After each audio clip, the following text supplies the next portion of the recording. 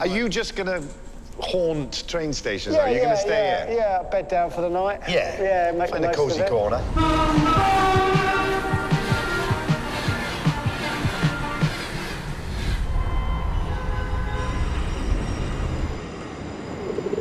I'm going on train journeys with people I admire and then turning it into a podcast. That's it, really.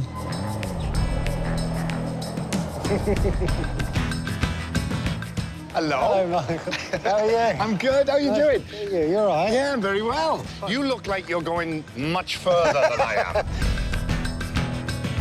I prepare for everything. You never know what's going to happen. I've got a tent in here. It's been a very long time I since know, I I saw know. you. Our beards were very small then. Yes, we've aged well, haven't we? How are you keeping, all right? Yeah, good, yeah. It's been a mad couple of days. Our play opened when? on Wednesday night. We did it all around Wales first, and now we've come to the Rose Theatre in Kingston, which is where we're going to go on the train. Should we go and do it? Yeah. Thank you for letting me come with you. Oh, it's such a pleasure. Thank you. Oh, my God. I got you something. I got you a present. Have you? Yeah. So I thought, who do I know that I would describe as a puffernutter? Wow, thank you. That's ever so kind. I do like big stations, the ones that feel a bit like you're in Victorian times. Just the kind of the vaulting ambition of building things as big as this. When something of this scale or even bigger, you know, and you can see all the intricate work that went into the archway and all that. It's sort of amazing. The sort of things that they were doing in that era is amazing. It's not the prettiest, but I still walk in and go, this is unbelievable. It's impressive, isn't it? Is this our train? I think it must be. Our camera people got told off for being too near. They weren't minding the gap. Oh, lovely. That's what I like. You can film and you can record stuff, but it's secondary to the yellow line. Yeah. Tom Cruise can't stand that side of that. So why are you doing this? I genuinely love trains. I'm obsessed with, like, behind the scenes of stuff. If I meet an actor, I want to know, like, what happens before. Normally, we do a sort of an interview at the place we're going to. Yeah, exactly, yeah.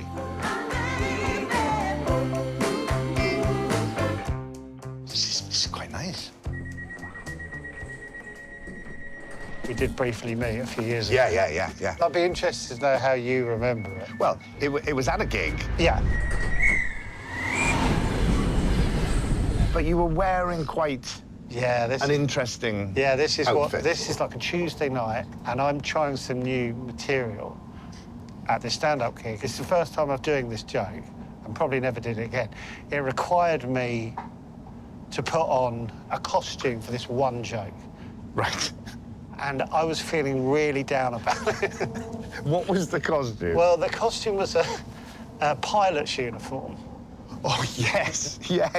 So you have to take these risks. But if this doesn't work, it's a real low. I was putting this thing on, I was feeling, going, what am I doing? And I think I just put the hat on, and you walked in, I went... and you were so proud. I was like, hi, nice to meet you. And I was just like, I feel so down. I wanted to go, is anyone else going to say Michael Sheen's in here? Because I remember going, hi, how are you? Like that, and I'm like, that's not how I'm thinking. Hi, how are you? I'm in a pilot's uniform and I'm a big fan. Like, I do vaguely remember. Why is he wearing this outfit? Yeah. Is this just, this is his shtick? I ran it over and over again. And how did it go? Honestly, what I do is so up and down. So I have to learn to delete it. So I can't... So there's no memory of it at all? No memory at all. What age did you try and start getting into acting? Like, kind of... Well, actually, like, taking it seriously, probably about 14, 15, around there. So there was a kind of a thing in the family that performing was a kind of a currency. That was I mean, I had a great aunt who, whenever we had family dues, you would notice at a certain point that she disappeared. And my dad or my mum would say, she's getting ready. And to begin with, I wouldn't know what it was about. And then, at a certain point, she'd come in character. Oh, I love this. Put a chair down. Her knickers were sort of round her knees. She was this character who travelled on the lorries. And she would tell you about her journey from London to Wales. She got lifts on the lorries. And she would sit there, and she'd take her teeth out, so she had no teeth in.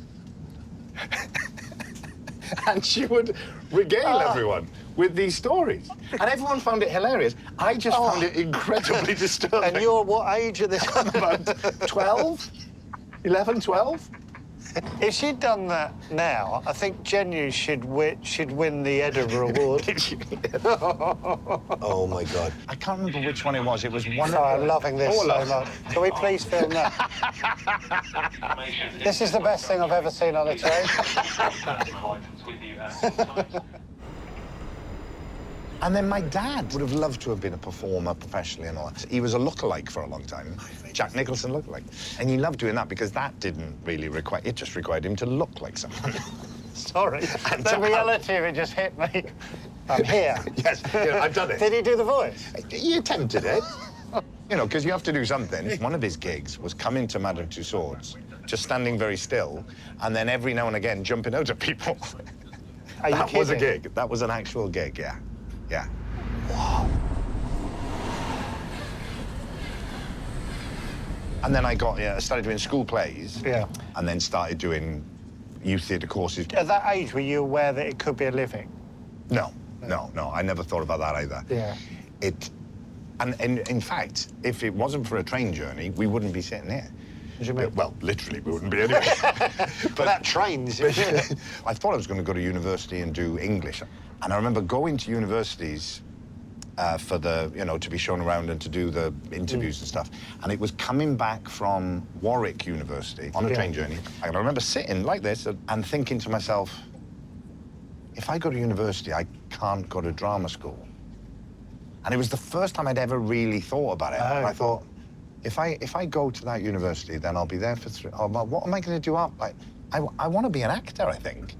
And I'd never thought about that before. Then I got home off the train, I went into the house, and I remember saying to my mum and dad, saying to my mum, I think I want to go to drama school and not university. How do you feel about that? And my mum said, let me have a word with your father. What's going to happen? And then they were like, we support you in whatever you want to do, and that's great. And so then I had to wait a year then, because it was too late to audition for drama schools. Right. And so that year was when I stayed at home in Port Talbot, and I got my first ever proper job in Wales's first drive-through burger bar. And if I ever needed motivation to go and do something else, it was that. Then I auditioned for drama schools and... what drama school was it? I don't really know about drama school. I went to RADA. RADA? Yeah. There was a boy at my school who got into RADA, and they were paraded on the stage. It was so weird. Danny does drama.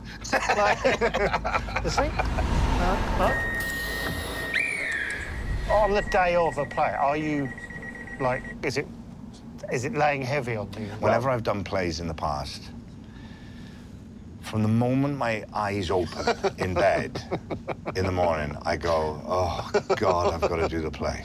Oh, so healthy to hear, sorry, because I know that feeling. And I mean, this is my chosen profession. Yeah, you love it. You love it, and it makes you feel sick. I put everything into it, and every day it's like, oh, God. And it's just weighing on me. Yeah. And then in the act of doing it, of course, the world makes sense. And then immediately after, you're happy. Oh, the relief and the happy. And nothing was more joyful Yeah. than that kind of couple of hours after having done it. And then go to sleep and then wake up, oh, Jesus, I've got to do it again.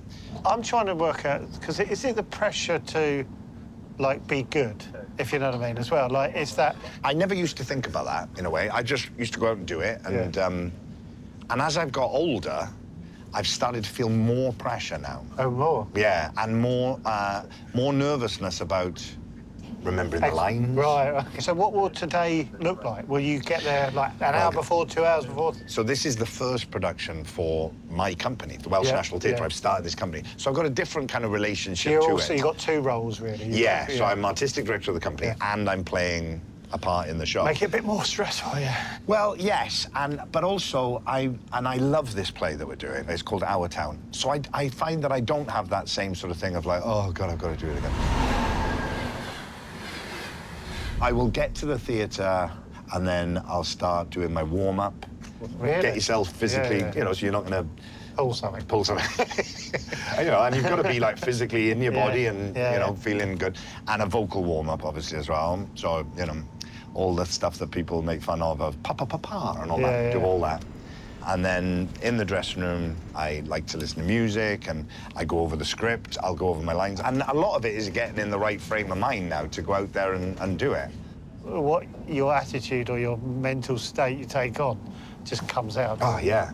I mean, what for doing stand-up, when you're going to do a stand-up gig, what sort of frame of mind is the optimum frame of mind to be going out and doing it? The only way I can do it is to have total and utter contempt for the audience. Really? I don't care about them. It's not that I don't. No, I know what you mean. But it's the only way I can do it. Otherwise, I can't do it.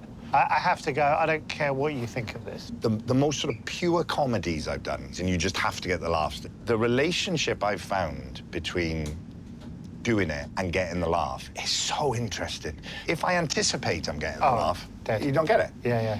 What we say in the acting world or whatever is you mustn't anticipate the laugh and you've got to play the reality of it. Yeah. It's funny because I would think about comedy. What I love about it and hate about it at the same time is you have to work really hard to make it look effortless. Yeah. So it's never going to get any credit. Yes. If they're noticing how hard you're working, you're not doing it right. I feel like before I did any comedy, I enjoyed comedy a lot more because I was just enjoying it. Yeah. Sometimes I can watch a play or even a film as well, and I can be totally into it. So I can see the lines on the script, and I can then see what the choices the actor has made. Wow. And that can be really annoying. I think Robert De Niro once said something like, at a certain level of talent as an actor, it's about the choices you make. Right. And you start to see after a while that there are choices you can make which are about trying to get the audience to know how good an actor you are. And then there are choices you can make which is just about trying to serve the story. But when I was at drama school, I remember Dustin Hoffman was doing a play in the West End, and one of our teachers at RADA kind of had a connection with him or something. And so he came in to talk to us, which was amazing. Dustin Hoffman came in to talk to us. Kingston. And, that's our stop. Yeah. We're next. Station And I just remember what he said was, and I'd never heard this before, he said, it's easy to get a laugh. I mean, the hard thing is to know you could get a laugh and to choose not to. Wow. Because it helps It's better the play. for the story. And that was like a revelation to me. Yeah. And it took years before I really learned what he was talking about with that, but it really stuck with me. We need to get off. Yeah, quick. Right. This is Kingston. What a Look at this. What a destination. I know. Well, thank you for letting me join you. It's such a pleasure. We should do it more often. Right, well, this is me. Well, Michael, this is a bit weird, but I started a autograph book. Oh. Could you be the first person to sign an autograph? What an honour. I had to now, because it's you, sir. Is that all right? I would love to. I'm gonna... Because it's all selfies now, isn't it?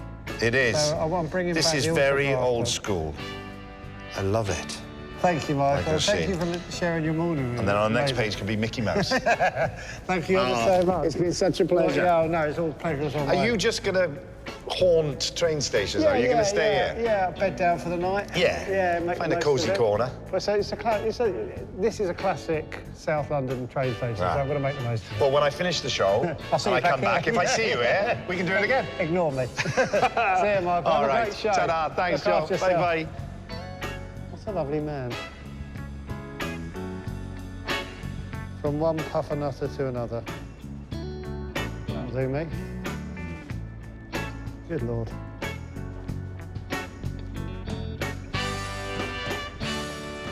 For 8 minutes.